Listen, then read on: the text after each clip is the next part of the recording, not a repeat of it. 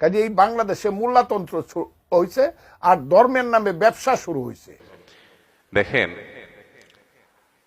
প্রথম কথা হলো হুজুররা অনেকেই মানুষের দান খয়রাত হাদিয়া তোহফা এগুলো দিয়ে চলে। দান খয়রাত এদেশে কেউ জোর করে আদায় করে না, এটা খুশি হয়ে মানুষ দেয়।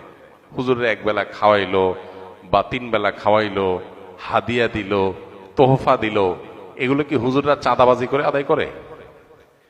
কিন্তু যেসব নেতারা এই কথাগুলো বলে ওনারা তো মানুষের কাছ থেকে চাঁদাবাজি করে টাকা নেয়।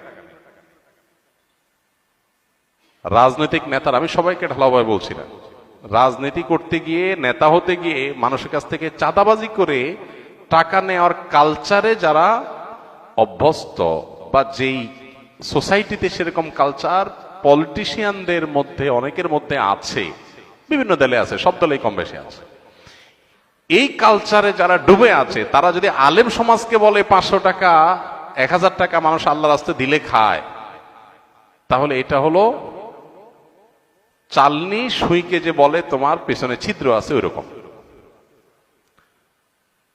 একটা হলো মানুষ খুশি হয়ে দিচ্ছে, আরেকটা হলো আপনি জবরদস্তি আদায় করতেছেন।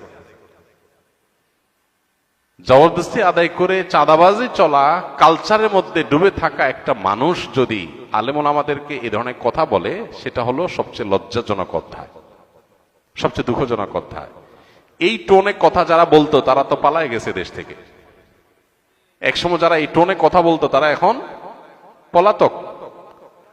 যেই মৌলভী সাহেবদেরকে নিয়ে কথাগুলো বলতো এরা কিন্তু দেশেই আছে। যে হুজুরদেরকে খোঁচাখুচি করতো ওই হুজুররা সব আর খোঁচান্নারা পালায় চলে গেছে। আল্লাহ তাআলা এখান থেকে আমাদেরকে শেখার তৌফিক দান করুন। অনেকে আছেন মাইক পেয়ে গেলে মাত্রা জ্ঞান থাকে না। ঠিক আছে, এটা ঠিক, হুজুরদের মধ্যে অনেক হুজুর হয়তো 500 জায়গায় 1000